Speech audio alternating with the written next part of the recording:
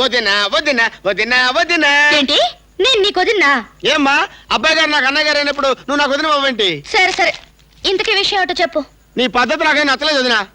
ఏ ఉవ్వా, పల్లెటూళ్ళలో ఇట్లాంటి బట్టలు వేసుకుంటే ఎవడన్నా మెచ్చుకుంటాడు వదినా? మరి ఎలాంటి బట్టలు వేసుకోవాలి? చక్కగా తెల్ల చీర కట్టుకొని కట్టుకుని తల నిండా మల్లెపూలు పెట్టుకొని పెట్టుకుని గుమ్మ గుమ్మ గుమ్మలాడే చేపల పులుసు పట్టుకొని పట్టుకుని బాగా పొద్దొయ్యాక గడ్డం సాటికి వచ్చావంటే అబ్బో ఇలా కొట్టారంటే. మరి ఇవన్నీ చేసుకుని నీకోసం రావాలా?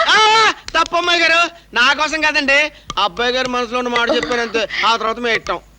తాతిగా తాతయ్యకి నా కోపం వద్దంతే. తాతారా, కాసేపట్లో వస్తానని మీ అన్నయ్యతో చెప్పు. ఆహా, తెల్ల చీర మల్లె పూలు, ఓ తెల్ల చీర మల్లె పూలు, తెల్ల చీర మల్లె పూలు, తెల్ల చీర మల్లె పూలు, తెల్ల చీర. అబ్బో ఏంటి దానికి ఏదో సలహా ఇచ్చొస్తున్నావు? ఆ విషయం మామూలుగా నోటితో అడగొచ్చు కదా, చాటతో పీక్ అడగాల.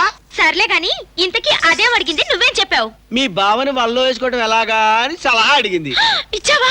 మనసు బొమ్మింది సలహా కదా అని ఇచ్చేసినంతే. అబ్బా ఏంటంటే మళ్ళీ కొడతానంటే. ఇంతకీ మా బావకి అదెక్కువ నేనెక్కువ? అది ఎక్కువ నువ్వెక్కువ, మీ బావని అడగండి. అయితే సలహా అమ్మాయి గారు దానికి సాడెత్తారు. మీకు అంతకంటే మంచి సలహా ఇద్దామని. నిజమా? ఏంటది?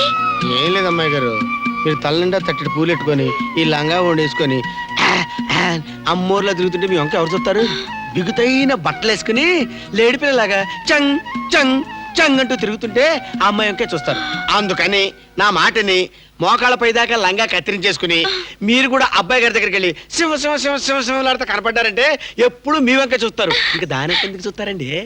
ఇదిగో తాతిగా. ఇదిగో తాతగాడు నా కోపం వద్దమ్మా. తాతారా, కొంచెం సేపట్లో వస్తానని బావతో చెప్పే.